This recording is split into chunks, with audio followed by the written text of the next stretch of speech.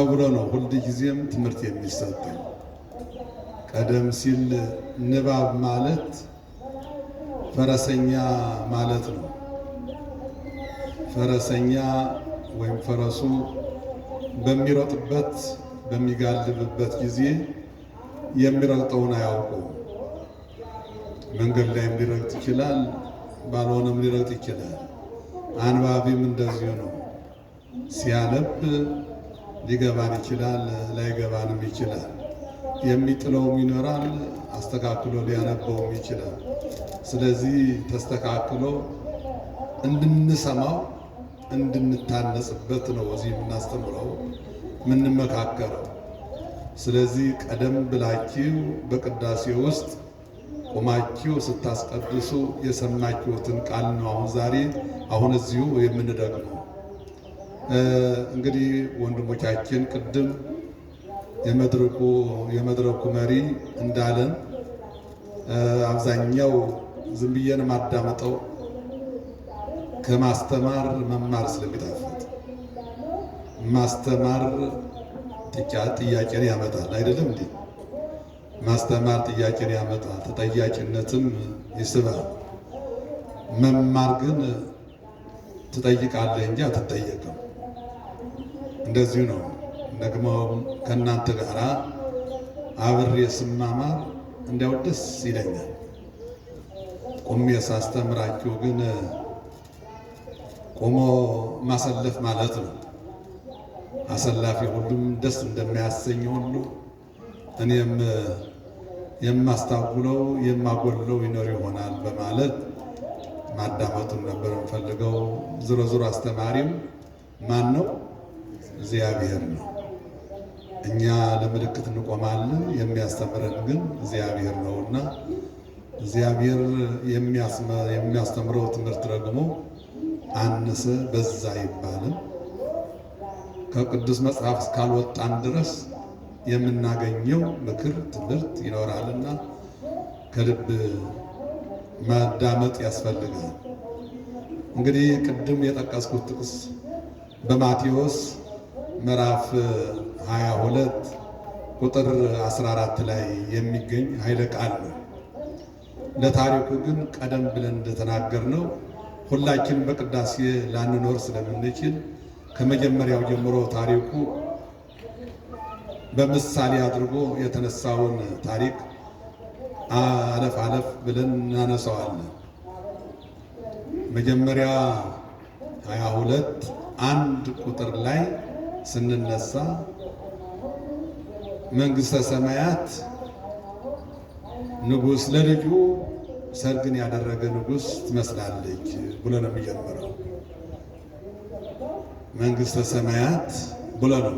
መንግሥተ ሰማያት ለልጁ ሰርግን ያዘጋጀ ንጉሥን ትመስላለች። እግዚአብሔር አምላካችን መንግሥተ ሰማያትን በብዙ ምሳሌ ነው የመሰላት። ከመሰላቸው ምሳሌዎች አንዱ ነው። የመሰላቸው ምሳሌዎች ደግሞ በክፉ አይደሉም፣ በበጎ ናቸው። አዎ በንጉሥ ቤት በንጉሥ ሰርግ አድርጎን የመሰለ በንጉሥ ቤት ድሃ ሀብታም ሩቅ ቅርብ አይባልም፣ ረጅም አጭር አይባልም። የመጣው በሙሉ ገብቶ ይመገባል፣ ይበላል ማለት ነው። አሁን በዛሬ ዘመናችን እንዳሉ ነገስታት አይደለም። ቀደም ብለው የነበሩ ነገስታት ቀደም ብላችሁ የነበራችሁ አዲስ አበባ አባቶቻችን እናቶቻችን ታውቃላችሁ እያምናለሁ። አዎ ስንት ቁርጥ ይቆረጥ እንደነበረ በነገስታቱ ቤት ታውቃላችሁ አይደል? አሁን ያሉትን ለመውቀስ ብዬ አይደለሁም። እንደ ዘመኑ በዛን ዘመን ሁሉም የሚገኝበት ሁሉም ማድረግ በሚቻልበት ዘመን ሁሉም እየገባ ይቆርጥ ይበላ ነበር ማለት ነው። በዚህ ነው ምሳሌ የተመሰለው። ደስ በሚያሰኝ ምሳሌ ለልጁ ሰርግን ያዘጋጀ ንጉሥ ትመስላለች አለና ንጉሡ የጠራቸው ወዳጆቹን አሉ። ቀደም ብሎ ለዚህ ሰርግ የሚገቡ ብሎ ያሰባቸው ሰዎች አሉ። እነሱን ጥሩልኝ አለ። እነሱ ግን አንመጣም የሚል መልስ ሰጡ ነው የሚለው። ቀጥሎ ደግሞ ሌሎች መልእክተኞችን ላከ። እነሱም ሲነግሯቸው ቸል ብለውት ወደ የስራቸው ተበታተኑ ሄዱ። አንዱ ወደ ንግዱ፣ አንዱ ወደ እርሻው። እንግዲህ ያው የሚጠሩት ብዙ አይነት ናቸው። ነጋዴም አለ፣ ገበሬም አለ፣ ወይን ጠባቂም አለ። ገበሬውም ወደ እርሻው ሄደ፣ ነጋዴውም ወደ ንግዱ ሄደ፣ ወይን ጠባቂውም ወደ ወይን ጥበቃው ሄደ። ሌሎች ደግሞ አይደለም ለመምጣት እዛው ሆነው ተሳደቡ። ምን ያለ ንጉሥ ነው ይሄ! ስራ ፈት! እኛ ስራ ፈቶች ነን እንዴ? እኛ እኮ ብዙ ስራ አለ ብለው እሱን አሽማጠጡት፣ ሰደቡት። ግማሻቸው ደግሞ መልእክተኞችን ይዘው ደበደቧቸው፣ ገረፏቸው፣ የገደሏቸውም አለ ይላል ማቴዎስ 22 እንድታነቡት ነው። ከአሁን በፊት ሰምታችሁት ከሆነ ሰምታችሁታል፣ ወይም ደግሞ በየቤታችሁ ሄዳችሁ እንድታነቡት ነው። የወንጌሉን ያለው ቃል ነው የምናገረው። ያለው አሁን ተረት አይደለም የምናገረው። ሰደቡት፣ ከነሱም የገደሏቸውም አሉ፣ የደበደቧቸውም አሉ። በዚህ ምክንያት ንጉሡ ተበሳጨ። በሉ እኔም ጥፋተኛ ነኝ፣ ለዚህ ሰርግ ይገባሉ ብዬ ብጠራ እነሱ ግን አሽማጠው ቸል ብለውኝ ወደ ስራቸው ሄዳሉ እንዴ? የኔ መልእክተኞችን ሲገላሉ እንዴ ብሎ ተበሳጨ። ሄዳችሁ እነዚህ የገደሉትን ግደሏቸው። ከዛ በኋላ በሜዳው ላይ ያገኛችሁትን በሙሉ ጥሩ፣ በሜዳ ያገኛችሁትን፣ በመንገድ ሁሉ ያገኛችሁትን፣ የሚለምነው የሚንቀሳቀሰው በሙሉ ጥሩልኛል። ሄደው የገደሉትን ሰዎች ገደሏቸው፣ አገራቸውን በእሳት አቃጠሉ ይላሉ። ከዛ በኋላ በሜዳ ያገኙትን በሙሉ ጠሩ። ተጠርተው የሰነበቱ ሲቀሩ አሁን ያልታሰቡ የተጠሩት ሰዎች ግን ዳሱን መሉት፣ ወይም ደግሞ ድንኳኑን መሉት። እንደ አዲስ አበባ አነጋገር አዳራሹ መሉት። የተጠሩት ሰዎች አዳራሽ ውስጥ ገብተዋል ብለው ነገሩት። ብዙ ናቸው። አዎ ገብተዋል። ንጉሥ ሆይ እሺ እንግዲያስ ልያቸው ብሎ ገባ። እየዞረ በሚመለከትበት ደስ ሁለት በሚመለከትበት ጊዜ ሁሉም ወደ ሰርግ በሚካሄድበት ጊዜ ነጭ ልብስ ተለብሰው የሰርግ ልብስ ተለብሰው እንደሚካሄድ ይታወቃል። ሰርግ መሆኑ ታውቋል። ነገር ግን አንድ ሰው ግን የሰርግ ልብስ አልለበሰም። በመካከል ላይ ቀረብ አለና ወዳጄ ምን ነው ሰርግ አይደለም እንዴ? የሰርግ ልብስ ሳትለብስ ለምን ገባ ብሎ ጠየቀው። እንግዲህ ርዕሳችን ይሄ ነው። ለምን ገባ? እሱም መልስ አልነበረው። ወተፈጽመ ይላል፣ ዝም አለ። ምክንያቱም መልስ የለውም።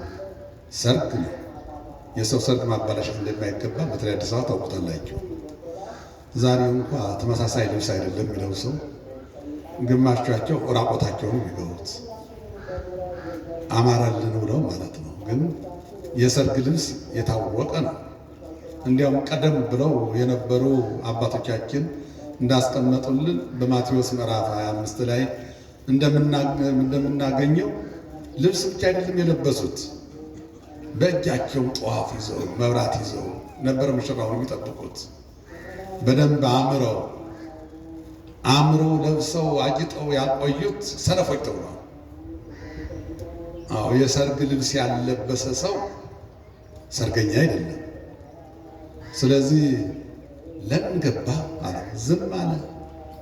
አዎ ሊቃውንት አባቶቻችን ሲተረጉሙ ምን ነው ስለሌለኝ እኔ ድሃ ስለሆንኩ ነው ለምን ብሎ አይመልስም ብለውታል። ያንን የለበስከው በውሃ ብታጥበው እኮ ነጭ ይሆን ነበረ የሚለውን መልስ ስላወቀ ዝም አለ ይላሉ ሊቃውንት። ንጉሥ ምን አለ? በሎሎ አስወጡትና ወደ ውጭ ወዳለው ጨለማ ቁርጥማት የጥርስ ማፋጨት ወዳለበት አውጥታችሁ ጣሉት አለ። መልእክተኞቹም ወታደሮቹ ወይም ደግሞ ዘበኞች እጁን እግሩን አስረው ወደ ውጭ አውጥተው ጣሉት። የተጠሩት ብዙ ናቸው፣ ያልተጠሩ ግን ጥቂቶች። የተጠሩት ብዙዎች ናቸው፣ የተመረጡት ግን ጥቂቶች ናቸው የሚል ነው ቃሉ።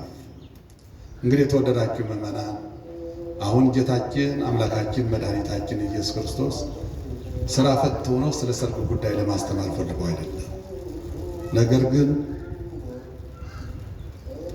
ንጉሥ የተባለው ማን እንደሆነ፣ ሰርግ የተባለው ምን እንደሆነ፣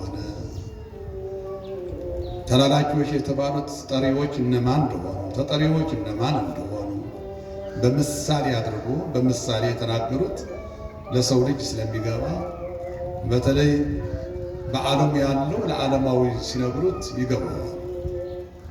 መንፈሳዊ ሰው መንፈሳዊውን ነገር ሲነግሩት እንደሚገባ በዓለም ያለው ደግሞ የዓለሙን ነገር ጉዳዮች እያነሳ ቢያስተምር ቢመክር ይገባዋል። ለዚህ ነው በዓለም ያለው ለነጋዴ በዕንቁ በወርቁ፣ ለገበሬ በዘሩ እና በሌሎች በመሳሰሉት፣ ለሴቶቹም በሊጡ በእርሻው፣ አሁን ደግሞ ለነገስታቱ ለመኳንንቱ ደግሞ በንጉሱ ቤት አስመስለው በሰርግ ቤት አስመስል ነው ያመጣው። ንጉሥ የተባለው እግዚአብሔር አምላካችን እግዚአብሔር አብ ነው። ለልጁ ሰርግ አዘጋጀ ማለት ለልጁ አለናት ለወለደው ለልጁ ለኢየሱስ ክርስቶስ ወይም ደግሞ ለወልድ ስጋዊውን አዘጋጀ ማለት ነው። ስጋዊ ማለት ምን ማለት ይመስላችኋል? እንግዲህ አዳም ካጠፋ ጀምሮ እስከ 5500 ዘመን ድረስ የነበረው ትውልድ በጨለማ ውስጥ ነው የነበረው። በሞት ላይ ውስጥ ጥላ ላይ ነበረ። ከዚህ እግዚአብሔር ርቆ ነበረ የነበረው። ከ5500 ዘመን በኋላ አንድያ ልጁን ወደዚህ ዓለም ልኮ ህዝቡ ዓለሙ እንዲድን ስለፈለገ ወደዚህ ዓለም ላከው ማለት ነው። ስጋችንን ስጋ ነፍሱን ነፍሳችንን ነፍስ አድርጎ የኛ ባህሪ ከባህሪው ከማይሞት ከማይደክም ሞት ከማይስማማው ጋር አዋህዶ የኛ ሞት እንዲቀምስ ሞታችንን በሞቱ ደምስሶ ለማዳን ስጋው የሰራ። ስጋው ማለት ትስብእት ሰውና እግዚአብሔርና ሰው አንድ የሆኑበት ማለት ነው። ይህንን ሰራ ነው። ይህ በሚሰራበት ከሰራ በኋላ ይበቃቸዋል ብሎ ዝም አላለም። ሐዋርያትን ላከ። ለምን? በዚህ በትስብእቱ በተደረገው የምህረት የይቅርታ ስራ እንዲጠቀሙ እንዲያስተምሯቸው እንዲመክሯቸው ላካቸው። ነገር ግን ግማሽ አንቀበልም ያሉ አሉ። እንግዲህ ጌታችን መድኃኒታችን ኢየሱስ ክርስቶስ የሰራው ስራ ከበድ ያለ ጠበቅ ያለ ነው። እንግዲህ ወንጌል ብታነቧት ከመጀመሪያ ጀምሮ እስከ መጨረሻ ድረስ ዓለሙን ብዙ እንድንጠቀምባት አይደለም። ዓለሙን ኃላፊ ፍትወቱን ኃላፊ እስመ ኩሉ ኃላፊ ውእቱ፣ ዓለሙም ኃላፊ ነው፣ ምኞቱም ኃላፊ ነው፣ ሁሉም ኃላፊ ነው። ምንቲ በቆለ ሰብእ ለእመ ኩሉ ዓለም ረብሃ፣ ሰው በዚህ ዓለም ቢጠቀም ቢነዳ ቢነግድ ምን ይጠቅመዋል እያለ የሚያስተምረው። ስለዚህ ይህ ዓለም አጎስቁሎ ያወዲያኛው ዓለም የሚያምር አስመስሎ የሚያሳይ እንጂ ይህኛውን ዓለም እንድንከተል ብዙ አትፈቅድም። ስለዚህ ዓለማውያን ግን እንዲነግዱ ይፈልጋሉ። አዝርዕት አትክልት ዘርተው እንዲያመርቱ ይፈልጋሉ። አትክልት ተክለው ፍሬ እንዲያገኙ እንዲያመርቱ ይፈልጋሉ። ነገር ግን ወንጌል ግን ምን ይላል? ከሱ ይልቅ የጽድቅ ሥራ እንዲሰራ ስለምትል እኛ ንግዳችን አንተው፣ እርሻችንም አንተው ማለት ወደ ዓለሙ ሥራ ያደላሉ ማለት ነው። ወደ ዓለም ሥራ ሲያደሉ ሌሎች ደግሞ ሐዋርያትን ያዙና ገደሏቸው፣ ገረፏቸው፣ ሰቀሏቸው፣ ብዙ ግፍ አደረሰባቸው። ከዚህ በኋላ እግዚአብሔር ምን አለ? አዘዘ አጥፊዎችን እንዲያጠፏቸው። በዚህ ዓለም ተደርጎ ተፈጽሟል። በዘመነ ሰማዕታት የነበሩ ሰዎች ሌሎች ነገሥታትን አስነስቶ እንዲጠፉ አድርገዋል። እግዚአብሔር ራሱ ዱላ ይዞ አይደለም የሚደባደበው። አሁን ዛሬ በሀገራችን ያለው ጥፋት እሱ ይመስላል። የኃጢአታችን ብዛት ሐዋርያት ልከውናል፣ እያስተማሩን ነው።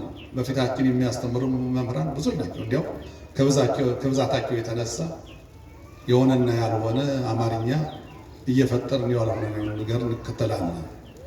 መምህራን አሉ፣ ነገር ግን መምህራንን አልተከተልንም፣ አጸማታቸው። ከዚህ የተነሳ እግዚአብሔር መቅሰፍቱ ያበዛዋል። እርስ በርሳችን እንድንገዳደል ያደርጋል። እርስ በርሳችን እንዳንስማማ የሚያደርግ ነው። በዛን ዘመን የነበሩት በነ ፋርሶች እንዳለቁ በነ ሮማውያን እንዳለቁ ሁሉ አሁንም እርስ በርሳችን እየተላለቅን ነው። አገር ለአገርም እየተላለቅን ነው። ይህ የኃጢአት ፍሬ ነው። ስራችን ነው የሚመሰክረው። በዛን ዘመን ብቻ ያለፈ አይደለም፣ ሁላችንም ተጠርተናል። ነገር ግን ተጠርተን ወደ ጥሪው ወደ ሰርጉ ቤት አልገባን። ወደ ሰርጉ ቤት ከመግባት ይልቅ መምህራንን እንሳደባለን፣ ጳጳሳትን እንሳደባለን፣ ሰባኪያንን እንሳደባለን። እንደ መማር ይልቅ እናስተምር ይላሉ ብዙዎች። የእግዚአብሔር መንገድ የሚያስተምሩትን አጣምን እናስተምራቸው የሚሉ ብዙዎች ናቸው። እዚህ ጉባኤ ተማሩ የማይባሉ መምህራን እንደ አሸን የፈሉበት ዘመን ነው። እናስተምራችሁ ቢባሉ እናስተምራችሁ። አሁን ዛሬ አንድ መሀይም ልበረሱ ላስተምር ብለው ጌታ ተቀበለኝ የሚለኝ ጌታ ተቀበለኝ። በእውነቱ ደቀ መዝሙሬም አይበቃም። ያው መምህራን በሊቃውንት ፊት እየተናገርኩ ነው። ያ ትርጉሙ እንኳ ያውቃትም። የመጀመሪያዋ ፊደል ሀ ማለት ምን ማለት ነው ብለው ደርቆ ዝም ነው የሚሉ። ስለዚህ እነዚህ ግን አሁን ጌታ ተቀበለኝ ነው የሚሉ። ጌታ መቀበልና ማቀበል ምን እንደሆነ አያውቁም። እኛ ጌታን መቀበላችንና አለመቀበላችንም አያውቁም። እኛ ኢትዮጵያውያን ኦርቶዶክስ ተዋሕዶ ቤተክርስቲያን ገና ጌታችን ኢየሱስ ክርስቶስ ባረገ በዓመቱ ነው ኢየሱስ ክርስቶስ የተቀበለ ነው። እነሱ ግን ጌታን ይላሉ። ምን ጥል አድርገው አማልቶ እኮ ስሙን ቢጠሩት መድኃኒታችን፣ አምላካችን፣ ፈጣሪያችን ብለው እኮ ቢጠሩት አንድ ቁም ነገር ነበር። ለምን ያንን እንዳያማሉ አማላጅ ስለሚሉት ነው። ስለዚህ አሁን ዛሬም የተጠሩት ብዙዎች ናቸው። ነገር ግን ወደ አዳራሽ የሚገባ ግን የለም። አሁን ንስሐ ግቡ እየተባለ ሁሉ ጊዜ ይነገራል፣ የሚሰማ ግን የለም። አሁን እኮ ድግስ አለ፣ በየቀኑ ይደገሳል። ቅዱስ ሥጋውና ክቡር ደሙ በቤተ መቅደሱ ተደግሶ በየቀኑ እኮ ነው የምንደግሰው እኛ። ነገር ግን ደግሰን የሚበላል እናጣለን። ድግስ ደግሶ የሚበላ ሲጠፋ ደጋሹ ማን ነው? እግዚአብሔር ነው እኮ አይደለም እንዴ? ድግሱ ብርብኝ ይላል አንድ ጊዜ፣ ነገር ግን የሚበላ ይጠፋል። አንዳንድ ጊዜ አንድ ሁለት ሶስት ይሆናሉ። አንዳንድ ጊዜ ደግሞ ሁሉም ተሰባስበው መጥተው ያስጨንቃሉ። ነገር ግን ሁል ጊዜ እንድንቆርብ ቅዱስ ሥጋውና ደሙን እንድንጠጣ እንድንበላ ብሉና ጠጡ ነው የተባልነው። ጾማችሁ ባርኩ አልተባልንም። ነገር ግን ሁሉም ወደ ጥሪው አዳራሽ ወደ ጥሪው ድንኳን መጥተን እንደ መብላት እንነቅፋለን፣ እንሳደባለን። አዎ ይሄ ወየላት ለዚህ ትውልድ ወየላት የሚያሰኝ እኮ ነው። አዎ አባቶቻችን ተሳዳቢዎች አልነበሩ። ቀደም ብለው የነበሩ አባቶቻችን እኮ አይሳደቡ። የት መጽሐፍ ብትሄዱ እገሌ እንዲሁ ለተሳደበ የሚል አታገኙ። እንዲያውም ራሳቸውን ዝቅ አድርገው እኔ ትል ነኝ፣ አው ሰውም አይደለሁም የሚሉ ነው የነበሩት። ራሳቸውን ዝቅ አድርገው ነው ሲያስተምሩ የነበሩት።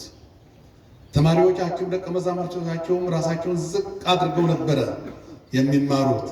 ጌታችን ኢየሱስ ክርስቶስ እንዳስተማራቸው ማለት ነው።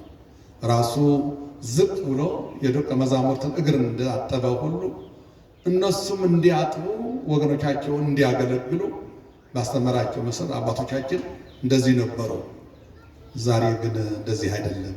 ስለዚህ ወደ ተጠራንበት አዳራሽ መግባት ያስፈልጋል ማለት ነው። በዛን ታሪኩ የተቀመጠው በዛን ዘመን ለነበሩት ለተጠሩት ሰዎች ብቻ ሳይሆን ሁላችንም ተጠርተናልና፣ አዎ ተጠርተን መመገብ ያስፈልጋል። አለበለዚያ ግን ተጠርተን በአግባቡ ካልተገኘን ለኛ የተባለው ሌሎች መጥተው ይወስዱታል። በቤተ ክርስቲያን ውስጥ ሁላችንም ብቁ ካልሆን ለቅዱስ ሥጋውና ለክቡር ደሙ ያልበቃን ካልሆን በበረሃ ላሉት ባሕታውያን መላእክት ወስደው ይሰጧቸዋል፣ ያቆርቧቸዋል።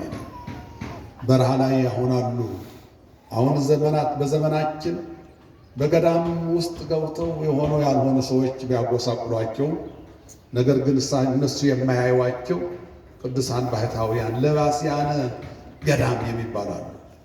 ገዳሙን ለብሰው ተሸሽገው የሚኖሩ ባሕታውያን አሉ። ለ40 ዓመት ለ80 ዓመት የሚኖሩት የታዘዘው ግን በዚህ ዓለም ላለን ነበር ቅዱስ ሥጋውና ክቡር ደሙ እንዲሰጥ የነበረ። ነገር ግን እኛ በአግባቡ ወሰድነው። አዎ የሚቀር የለም። አሁን ዛሬ የተቀደሰው